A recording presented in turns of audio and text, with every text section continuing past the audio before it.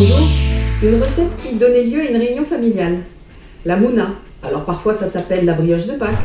Il y a toutes sortes de noms. C'est une brioche qu'on sert à Pâques et qui est parfumée selon les origines, les pays, avec des choses différentes, des fruits confits, des raisins, du rhum, du jus d'orange, de la fleur d'oranger, plein de choses.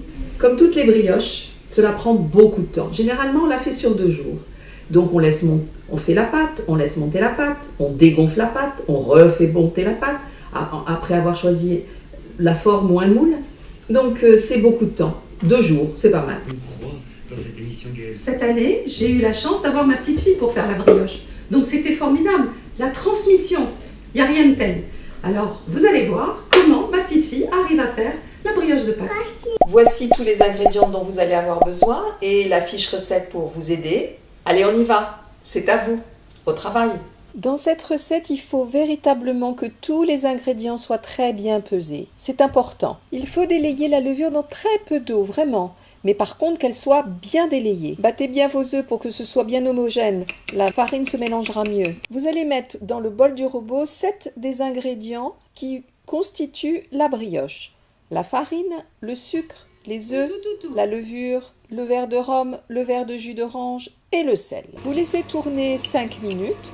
Vous arrêtez votre robot et vous raclez bien afin que toute la farine collée au fond se détache. Vous remettez votre robot en route pendant 10 minutes. Au bout de 10 minutes, vous allez rajouter votre beurre, morceau par morceau.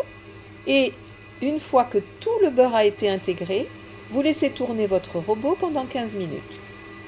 La première partie de la confection de la pâte est terminée. Vous allez la laisser se reposer pendant 6 heures en mettant un torchon par-dessus. Attention, elle va doubler de volume, donc qu'il y ait suffisamment de place pour que la pâte ne se colle pas au torchon. La pâte, au fur et à mesure de ces 6 heures, gonfle petit à petit. Il faut maintenant dégonfler la pâte en la remuant et en la décollant 2-3 fois. Vous allez voir, il y a des sortes de bulles et hop, ça se dégonfle. Si vous n'avez pas le temps de la laisser de nouveau gonfler pendant 5 heures et de la cuire, vous pouvez garder la pâte dégonflée au réfrigérateur jusqu'au lendemain. Autrement, vous installez votre pâte dans les moules. N'oubliez pas, elle va de nouveau doubler de volume, donc laissez la moitié du moule vide. Mais surtout, vous mettez une première couche de pâte, l'ingrédient que vous avez choisi, c'est-à-dire des fruits confits, des pépites de chocolat, des raisins secs, et une deuxième partie de la pâte. Ensuite, vous allez couvrir et laisser gonfler de nouveau pendant 6 heures. Attention, il faut qu'il reste une moitié de moule en hauteur parce que la pâte va de nouveau doubler de volume. 6 heures se sont passées, regardez comme c'est tout gonflé et tout joli. Passez un petit peu de jaune d'œuf au pinceau par-dessus, délicatement, et vous allez mettre au four 15 à 30 minutes selon le format de votre moule.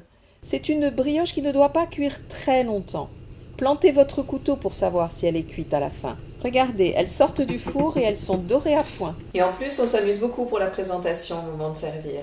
Plein de fruits confits, pourquoi pas? Bon, c'est sûr, ma petite fille les a goûtés en avance. J'espère que cet après-midi avec vos petits-enfants vous a plu, que vous allez leur servir cette délicieuse brioche dimanche. Grand mercredi et Mama Caro Cuisine vous disent à bientôt.